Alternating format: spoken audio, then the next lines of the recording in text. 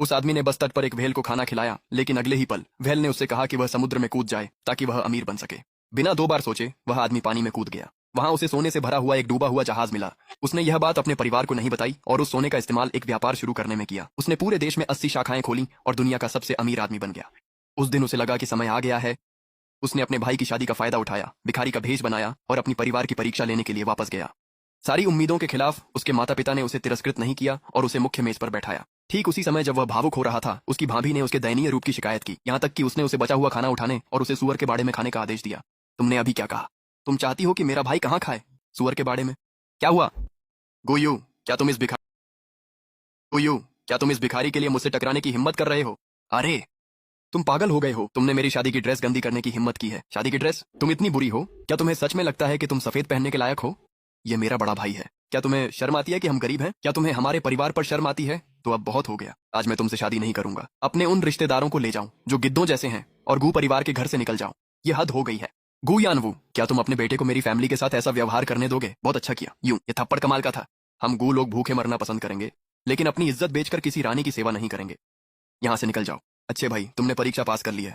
आज जो कटोरा तुमने तोड़ा है उसके बदले मैं तुम्हें ऐशो आराम से भरी जिंदगी की गारंटी देता हूँ। बहुत अच्छा। गोयू, अब तुम मुझसे टकराने की हिम्मत रखते हो? तुम मुझे निकालना चाहते हो? क्या तुम्हारा दिमाग खराब हो गया है? क्या तुम्हें कुछ भूल नहीं रहा? हम 3 दिन पहले सिविल मैरिज कर चुके हैं। कानूनी तौर पर हम अब पति पत्नी हैं। तुम तलाक लेना चाहते हो? बहुत बढ़िया। तो फिर तुम्हें मुझे मेरी संपत्ति का हिस्सा देना होगा। तुम कितने पैसे चाहती हो? मैं काम करूंगा और तुम्हें किस्तों में चुका दूंगा। मुझे तुम्हारे चंद पैसों की जरूरत नहीं है। तुम पूरी जिंदगी काम करके कितना कमा लोगे? क्या गू परिवार अपनी गरिमा पर घमंड नहीं करता था? तलाक कोई समस्या नहीं है, लेकिन गू परिवार का पुराना घर मुझे मुआवजे के तौर पर अपने नाम करवाना होगा, उन बीते सालों के बदले। अगर कल तक तुमने मुझे कागजात नहीं दिए तो मैं तुम्हारे खिलाफ शिकायत कर दूंगी। मैं उस वर्कशॉप में भी हंगामा करूंगी जहां तुम काम करते हो। मैं पूरी इलाके में तुम्हें हमेशा के लिए बदनाम कर दूंगी। मैं तुम्हारी जिंदगी बर्बाद कर दूंगी। तुम तो एक नागिन हो। ये घर हमारे पूर्वजों की वह विरासत है जो उन्होंने गू परिवार को सौंपी थी। यह हमारा इकलौता घर भी है। अगर तुम इसे ले जाओगी तो हम कहाँ रहेंगे? ऐसा सोचने की भी मत सोचना। मैं तुम्हें यह घर कभी नहीं दूंगी। भाई मुझे मत रोको। ये औरत एक ठग है। वह घर हमारा घर है। ये तो बस एक घर है। यूं, एक जर्जर घर के बदले यह जान लेना कि वह औरत कैसी है, पूरी तरह से सही रहा। मुझ पर भरोसा करो। उसे कागजात दे दो और साइन कर दो। चलो यहाँ से। यूं, मेरी बात मानो। कल मैं उसे 100 नहीं बल्कि 1000 गुना ज्यादा वापस लूंगी, जितना भी गू परिवार ने आज खोया है। यूं, साइन करो। एक ऐसा घर जो जल्द ही मलबा बन जाएगा, उसे अपनी आजादी के बदले बदलना एक शानदार सौदा है। जुमान, ये घर ले लो और मेरी जिंदगी से दूर हो जाओ। अरे, अगर तुमने शुरू से ही इतनी आसानी से बात मानी होती। अब यह घर मेरा है, ये मेरा घर है और मुझे मेहमान पसंद नहीं। भूखे मरने वालों की टोली, अपना सामान समेटो और यहाँ से निकल जाओ।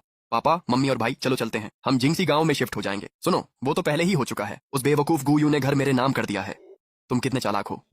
अच्छा हुआ तुमने मुझे सलाह दी थी कि एक चाल बचा कर रखूं। हाँ हाँ हाँ, शाबाश जानू। क्या तुम्हें सच में लगा कि जो चीज मैं जो हुई चाहूं वो